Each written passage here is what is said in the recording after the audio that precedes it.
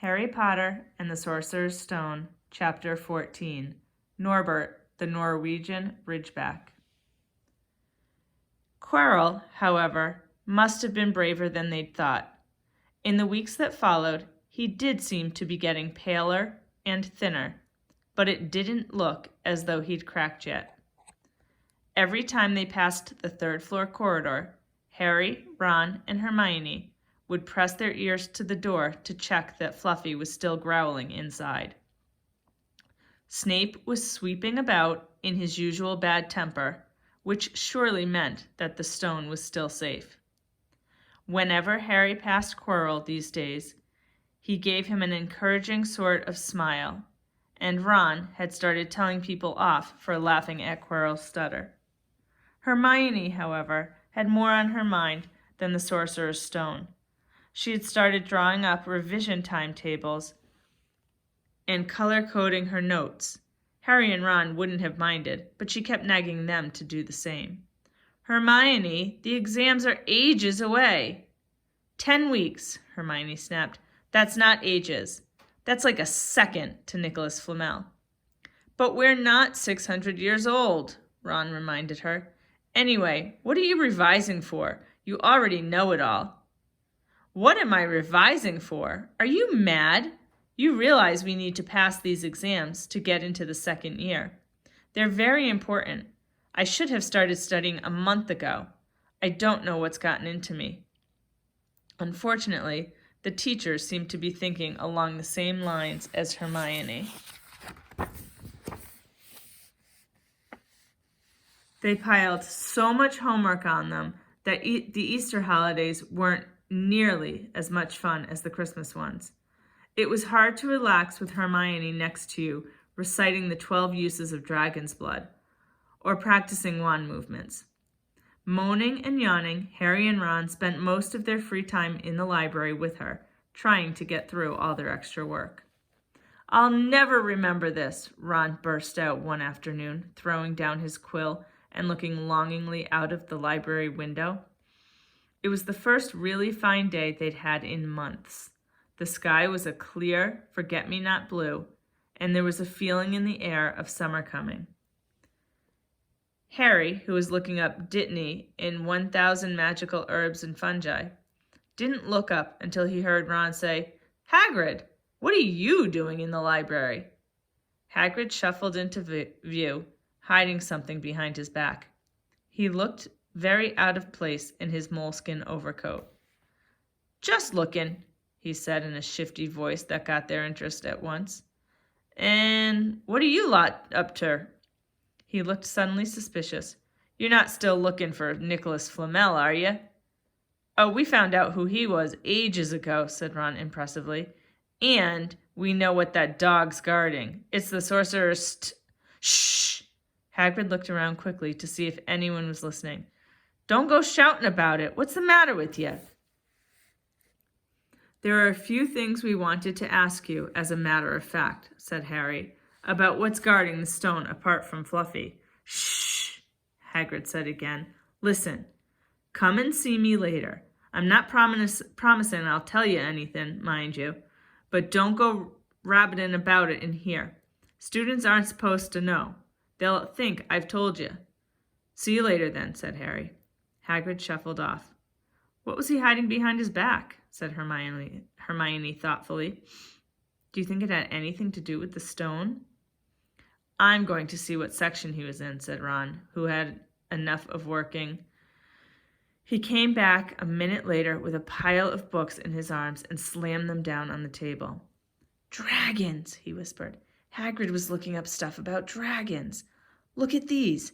Dragon species of Great Britain and Ireland. From Egg to Inferno, a Dragon Keeper's Guide."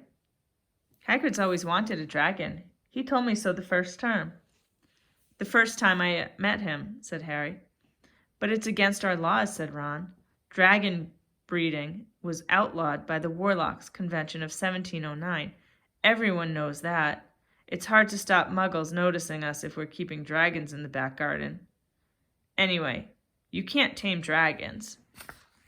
Here we have pictures of the different dragon eggs from dragon breeding for pleasure and profit. There's the Hungarian horntail, Ukrainian ironbelly, Antipodine opal eye,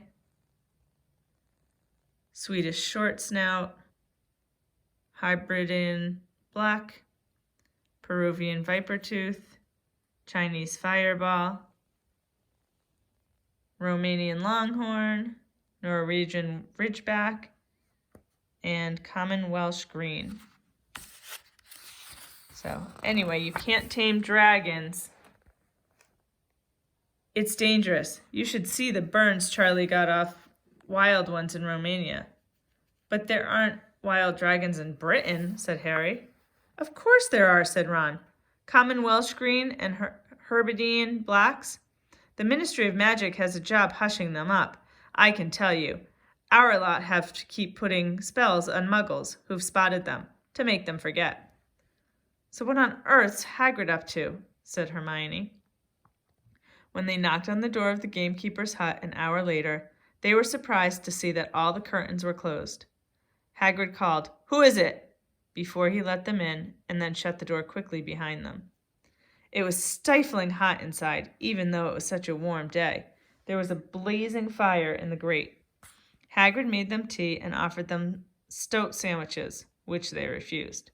"So, you wanted to ask me something?" "Yes," said Harry. There was no point beating around the bush. "We're wondering if you could tell us what's guarding the Sorcerer's Stone apart from Fluffy." Hagrid frowned at him. "Of course I can't," he said. "Number 1, I don't know myself. Number 2, you know too much already, so I wouldn't tell you if I could. That stone's here for a good reason. It was almost stolen out of Gringotts. I suppose you've worked that out and all. Beats me how you even know about Fluffy." "Oh, come on, Hagrid. You might not want to tell us, but you do know. You know everything that goes on around here," said Hermione in a warm, flattering voice. Hagrid's beard twitched, and they could tell he was smiling. "We only wondered who had done the guarding, really," Hermione went on. "We wondered who Dumbledore had trusted enough to help him, apart from you." Hagrid's chest swelled at these last words. Harry and Ron beamed at Hermione. "Well, I don't suppose it could hurt to tell you that. Let's see. He borrowed Fluffy from me. Then some of the teachers did enchantments. Professor Sprout, Professor Flitwick, Professor McGonagall. He ticked them off on his fingers. Professor Quirrell, and Dumbledore himself did something, of course. Hang on, I've forgotten someone. Oh yeah, Professor Snape." "Snape? Yeah, you're not still on about that, are you? Look, Snape helped protect the stone. He's not about to steal it." Harry knew Ron and Hermione were thinking the same as he was. If Snape had been in on protecting the stone, it must have been easy to find out how the other teachers had guarded it. He probably knew everything, except it seemed Quirrell's spell, and how to get past Fluffy. "You're the only one who knows how to get past Fluffy, aren't you, Hagrid?" said Harry anxiously. "And you wouldn't tell anyone, would you? Not even one of the teachers?" "Not a soul knows except me and Dumbledore," said Hagrid proudly. "Well, that's something," Harry muttered to the others. "Hagrid, can we have a window open? I'm boiling." "Can't, Harry. Sorry," said Hagrid. Harry noticed him glance at the fire. Harry looked at it too. "Hagrid, what's that?" But he already knew what it was. In the very heart of the fire, underneath the kettle, was a huge black egg.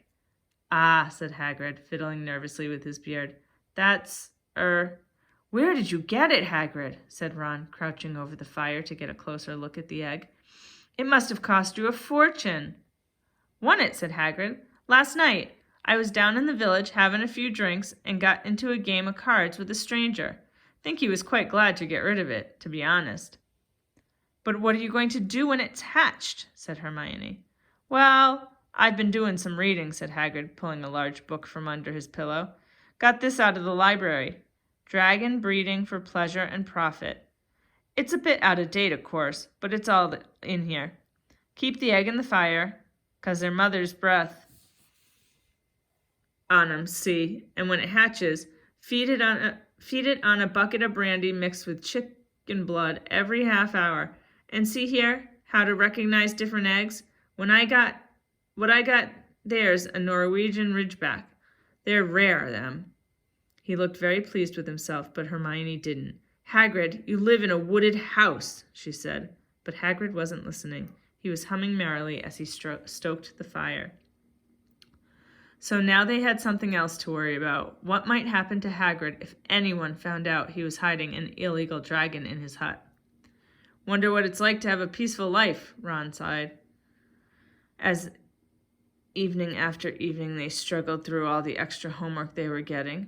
Hermione had now started making revision timetables for Harry and Ron, too. It was driving them mad. Then, one breakfast time, Hedwig brought Harry another note from Hagrid. He had written only 2 words. It's hatching. Ron wanted to skip herbology and go straight down to the hut. Hermione wouldn't hear of it. Hermione, how many times in our lives are we going to see a dragon hatching? We've got lessons. We'll get into trouble. And that's nothing to what Hagrid's going to be in when someone finds out what he's doing. Shut up, Harry whispered. Malfoy was only a few feet away, and he had stopped dead to listen. How much had he heard? Harry didn't like the look on Malfoy's face at all. Ron and Hermione argued all the way to herbology, and in the end, Hermione agreed to run down to Hagrid's with the other 2 during morning break. When the bell sounded from the castle at the end of their lesson, the 3 of them dropped their trowels at once and hurried through the grounds to the edge of the forest. Hagrid greeted them, looking flushed and excited. It's nearly out, he ushered them inside. The egg was lying on the table. There were deep cracks in it. Something was moving inside. A funny clicking noise was coming from it. They all drew their chairs up to the table and watched with bated breath. All at once, there was a scraping noise, and the egg split open. The baby dragon flopped onto the table. It wasn't exactly pretty. Harry thought it looked like a crumpled black umbrella. Its spiny wings were huge compared to its skinny jet body, and it had a long snout with wide nostrils, stubs of horns, and bulging orange eyes. It sneezed. A couple of sparks flew out of its snout. Isn't he beautiful? Hagrid murmured. He reached out a hand to stroke the dragon's head. It snapped at his fingers, showing pointed fangs. Bless him, look, he knows his mummy, said Hagrid. Hagrid, said Hermione. How fast do Norwegian Ridgebacks grow exactly? Hagrid was about to answer when the color suddenly drained from his face. He leapt to his feet and ran to the window. What's the matter? Someone was looking through the gap in the curtain. It's a kid. He's running back up to the school. Harry bolted to the door and looked out. Even at a distance, there was no mistaking him. Malfoy had seen the dragon. Something about the smile lurking on Malfoy's face during the next week made Harry, Ron, and Hermione very nervous. They spent most of their free time in Hagrid's darkened hut, trying to reason with him. Just let him go, Harry urged. Set him free. I can't, said Hagrid. He's too little. He'll die. They'd looked at the dragon. It had grown 3 times in length in just a week. Smoke kept furling around its nostrils. Hagrid hadn't been doing his gamekeeping duties because the dragon was keeping him so busy. There were empty brandy bottles and chicken feathers all over the floor. I've decided to call him Norbert, said Hagrid, looking at the dragon with misty eyes. He really knows me now. Watch, Norbert, Norbert, where's Mummy? He's lost his marbles, Ron muttered in Harry's ear. Hagrid, said Harry loudly, give it a fortnight, and Norbert's going to be as long as your house. Malfoy could go to Dumbledore at any moment. Hagrid bit his lip. I know I can't keep him forever, but I just can't dump him. I can't. Harry suddenly turned to Ron. Charlie, he said. You're losing it too, said Ron. I'm Ron, remember? No, Charlie, your brother Charlie. In Romania, studying dragons. He could send Norbert to him. Charlie can take care of him and then put him back in the wild. Brilliant, said Ron. How about it, Hagrid? And in the end, Hagrid agreed that they could send an owl to Charlie to ask him. The following week dragged by. Wednesday night found Hermione and Harry sitting alone in the common room, long after everyone else had gone to bed. The clock on the wall had just chimed midnight when the portrait hole burst open. Ron appeared out of nowhere as he pulled off Harry's invisibility cloak. He had been down at Hagrid's hut, helping him feed Norbert, who was now eating dead rats by the crate. "It bit me," he said, showing them his hand, which was wrapped in a bloody handkerchief. "I'm not going to be able to hold a quill for a week. I tell you, that dragon's the most horrible animal I've ever met. But the way Hagrid goes on about it, you'd think it was a fluffy little bunny rabbit.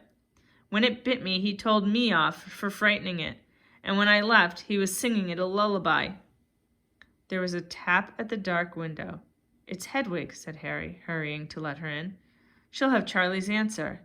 The three of them put their heads together to read the note. Here's Norbert.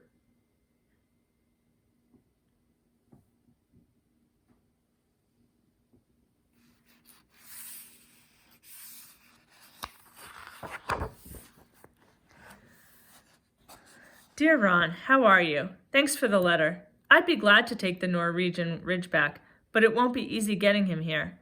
I think the best thing will be to send him over with some friends of mine who are coming to visit me next week. Trouble is, they mustn't be seen carrying an illegal dragon. Could you get the Ridgeback up the tallest tower at midnight on Saturday? They can meet you there and take him away while it's still dark. Send me an answer as soon as possible. Love, Charlie. They looked at each other. "We've got the invisibility cloak," said Harry. "It shouldn't be too difficult. I think the cloak's big enough to cover two of us and Norbert." It was a mark of how bad the last week had been that the other two agreed with him. Anything to get rid of Norbert and Malfoy. There was a hitch. By next morning, Ron's bitten hand had swollen to twice its usual size. He didn't know whether it was safe to go to Madame Pomfrey. Would she recognize a dragon bite? By the afternoon, though, he had no choice. The cut had turned a nasty shade of green. It looked as if Norbert's fangs were poisonous. Harry and Hermione rushed up to the hospital wing at the end of the day to find Ron in a terrible state in bed. "It's not just my hand," he whispered, although that feels like it's about to fall off. "Malfoy told Madame Pomfrey he wanted to borrow one of my books so he could come and have a good laugh at me. He kept threatening to tell her what really bit me. I've told her it was a dog, but I don't think she believes me. I shouldn't have hit him at the Quidditch match. That's why he's doing this." Harry and Hermione tried to calm Ron down. "It'll be over at midnight on Saturday," said Hermione, but this didn't soothe Ron at all. On the contrary, he sat bolt upright and broke into a sweat. "Midnight on Saturday," he said in a hoarse voice. Oh no, I've just remembered. Charlie's letter was in that book Malfoy took. He's going to know we're getting rid of Norbert." Harry and Hermione didn't get a chance to answer. Madame Pomfrey came over at that moment and made them leave, saying Ron needed sleep. "It's too late to change the plan now," Harry told Hermione. "We haven't got time to send Charlie another owl, and this could be our only chance to get rid of Norbert. We'll have to risk it, and we have got the invisibility cloak. Malfoy doesn't know about that." They found Fang, the boarhound, sitting outside with a bandaged tail when they went to tell Hagrid, who opened a window to talk to them. "I won't let you in," he puffed. "Norbert's at a tricky stage. Nothing I can't handle." When they told him about Charlie's letter, his eyes filled with tears, although that might just have been Norbert, because Norbert had just bitten him on the leg. "Arg! It's all right. He only got my boot. Just playing. He's only a baby after all." The baby banged its tail on the wall, making the windows rattle. Harry and Hermione walked back to the castle, feeling Saturday couldn't come quickly enough. They would have felt sorry for Hagrid when the time came for him to say goodbye to Norbert if they hadn't been so worried about what they had to do. It was a very dark, cloudy night, and they were a bit late arriving at Hagrid's hut, because they'd had to wait for Peeves to get out of their way in the entrance hall, where he'd been playing tennis against the wall. Hagrid had Norbert packed and ready in a large crate. "He's got lots of rats and some brandy for the journey," said Hagrid in a muffled voice. "And I've packed his teddy bear in case he gets lonely." From inside the crate came ripping noises that sounded to Harry as though Teddy was having his head torn off. Bye-bye, Norbert, Hagrid sobbed, as Harry and Hermione covered the crate with the invisibility cloak and stepped underneath it themselves. Mummy will never forget you. How they managed to get the crate back up to the castle, they never knew. Midnight ticked nearer as they heaved Norbert up the marble staircase in the entrance hall and along the dark corridors. Up another staircase, then another. Even one of Harry's shortcuts didn't make the work much easier. Nearly there, Harry panted as they reached the corridor beneath the tallest tower. Then suddenly, movement ahead of them made them almost drop the crate. Forgetting that they were already invisible, they shrank into the shadows, staring at the dark outlines of two people grappling with each other 10 feet away. A lamp flared. Professor McGonagall, in a tartan dressing gown and a hairnet, had Malfoy by the ear. "Detention," she shouted, "and 20 points from Slytherin, wandering around in the middle of the night. How dare you?" "You don't understand, Professor. Harry Potter's coming. He's got a dragon." "What utter rubbish. How dare you tell such lies? Come on, I shall see Professor Snape about you, Malfoy." The steep spiral staircase up to the top of the tower seemed the easiest thing in the world after that. Not until they'd stepped out into the cold night air did they throw off the cloak, glad to be able to breathe properly again. Hermione did a sort of jig. "Malfoy's got detention. I could sing." "Don't," Harry advised her. Chuckling about Malfoy, they waited, Norbert thrashing about in his crate. About 10 minutes later, 4 broomsticks came swooping down out of the darkness. Charlie's friends were a cheery lot. They showed Harry and Hermione the harness they'd rigged up, so they could suspend Norbert between them.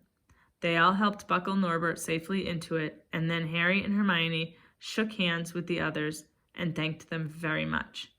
At last, Norbert was gone. They slipped back down the spiral staircase, their hearts as light as their hands, now that Norbert was off them. No more dragon, Malfoy in detention. What could spoil their happiness? The answer to that was waiting at the foot of the stairs. As they stepped into the corridor, Filch's face loomed suddenly out of the darkness. "Well, well, well," he whispered. "We are in trouble." They'd left the invisibility cloak on top of the tower. That's the end of the chapter. In your journal, I would like you to write whether or not you would want a dragon as a pet and tell me why or why not.